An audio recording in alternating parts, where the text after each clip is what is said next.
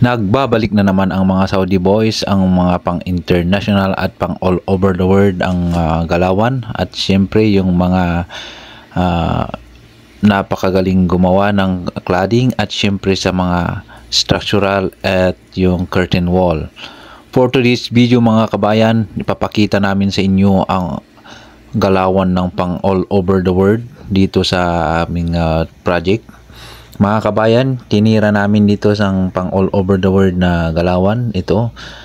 Sabi ko sa mga kasama ko, mga kabayan, sabi ko, tapusin natin ito. Kung matapos natin ito maghapon, bukas ng umaga, bibigyan ko kayo ng pera.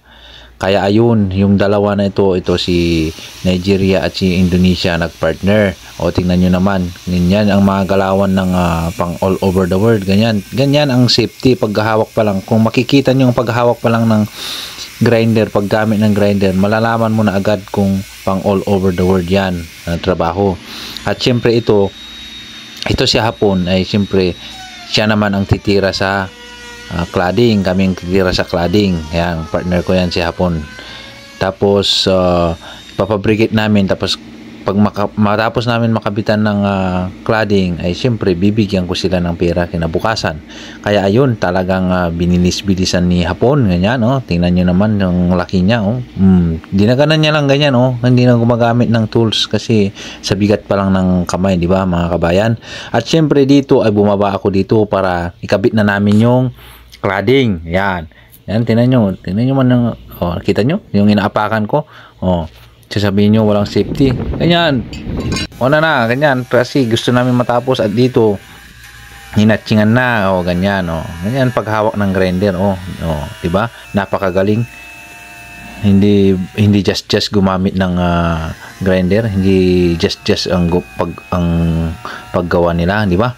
At syempre pagkatapos mo niyan na grinder na chingan, siyempre ikakabit na natin yan, ganyan, di ba? Ganyan, kasama ko diyan si Australiano at yung isa, yung Masray. Yan, nakita nyo yung mga galawan namin, ganyan, baliin mong ganyan tapos ikabit, ganyan, di ba? Hindi just ang mga galawan namin mga kabayan, kaya kung kami ang gagawa ay talagang mapapawaw yung may-ari, yung papagawa, tapos pagkatapos ikabit mo yun, pre, kabit mo na naman yung isa para sunod-sunod na, di ba? At saka dahil gusto na nila magkapera kinabukasan, kaya tulong-tulong na, natapos na nung dalawa yung pagwi-welding. Kaya yan, di ba mga kabayan, tapos na, ganyan, i-screw mo lang ganyan. Yan, alam nyo na, pagka yung Australiano ang gumamit ng drill, mabilis na yan matapos. At syempre kinabukasan, pinagkapi ko pa sila, diba? Yan ang sinasabi ko sa inyo, yung nagtitimpla na yan, tatlong asawa niya dahil sa kagalingan niya magtimpla ng kape. At dito nga mga kabayan ay binigyan ko sila ng pera, ganyan kami gumawa. Walang mataas sa amin, masaya, di ba?